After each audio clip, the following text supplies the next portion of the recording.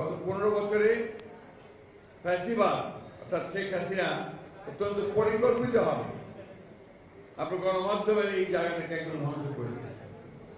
আমি অনুরোধ করবো আপনাদেরকে নেতৃবৃন্দকে সেই জায়গা থেকে আপনারা দয়া করে বেরিয়ে আসার চেষ্টা করেন।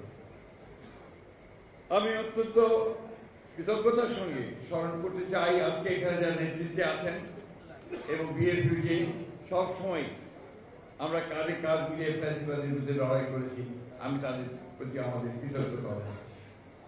প্রিয় বন্ধুগণ, আপনারা জানেন যে এমন একটা সময় এখন যে সময়টার জন্য গোটা জাতি অপেক্ষা করে আছে যে আগামী ফেব্রুয়ারি মাসে একটি নির্বাচনের মধ্য দিয়ে একটা গণতান্ত্রিক ব্যবস্থায় আমরা ফিরে যেতে সক্ষম হব। আমরা সবাই এটা চাই। যে একই সঙ্গে আমাদের মনে রাখতে হবে যে আমরা গণতন্ত্রে ফিরে যেতে চাইলে অপরের যে মত প্রকাশের স্বাধীনতা সেটাকে আমাদের একই সঙ্গে মূল্য দিতে হবে। কারণ আমি কিছুক্ষণ আগে কথা বলছিলাম কবি আইসিটারের সঙ্গে, ঐক্য তো থাকবে, মূল জায়গায় ঐক্য থাকবে, কিন্তু ভিন্নতা তো থাকবে। এবং গণতন্ত্রের মূল কথা হচ্ছে ওই জায়গায় যে আমি আপনার সঙ্গে একমত হব না, কিন্তু আপনার মত প্রকাশের স্বাধীনতাকে আমি অবশ্যই সেটাকে রক্ষা করব। দুর্ভাগ্যজনক ভাবে আমাদের দেশে ভিন্ন মত পোষণ করলেই তাকে শত্রু মনে করা হয়, তার সম্পর্কে বিভিন্ন রকম আপনার যত রকমের আপনার মিথ্যা অপপ্রচার চালানো হয়। এই বিষয়গুলো থেকে আমার মনে হয় আমাদের সকলেরই একটু পেছন বিরত থাকা উচিত।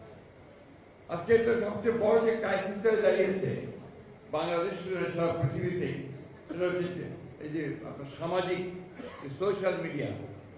এই সোশ্যাল মিডিয়াতে যেহেতু সেখানে কোনো দায়বদ্ধতা নেই, যা খুশিটাই বলা যায়, এমনভাবে রাজনৈতিক দল, রাজনৈতিক ব্যক্তিত্ব, সামাজিক ব্যক্তিত্ব, ব্যবসায়ী সকল সম্পর্কে যে নেগেটিভ প্রচারণা চালানো হয়, তাতে করে কিন্তু গণতন্ত্র শক্তিশালী হয়।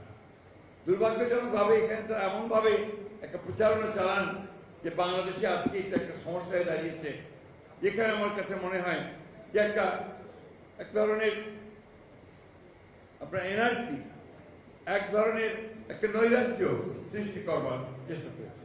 মব ভায়োলেন্স তৈরি করা হচ্ছে, মানুষের বিরুদ্ধে মিথ্যা প্রচারণা করা হচ্ছে, একজন মানুষকে ভিন্নভাবে প্রচার করা হচ্ছে, যা নিঃসন্দেহে আমাদের গণতান্ত্রিক যে যাত্রা, সেই যাত্রাতে কিন্তু আমরা বাধাগ্রস্ত হচ্ছি। আপনারা সবাই জানেন যে বিএনপি প্রমাণিত একটি রাজনৈতিক দল।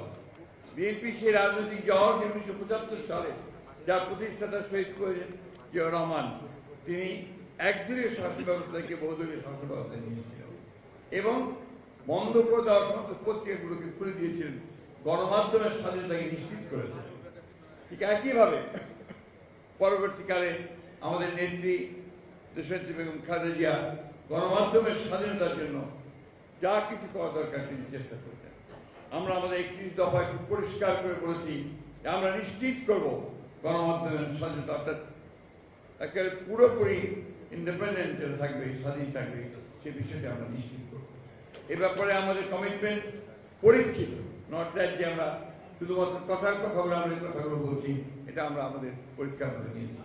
এখানে এক ভাই বলেছেন চ্যানেল আই কথা।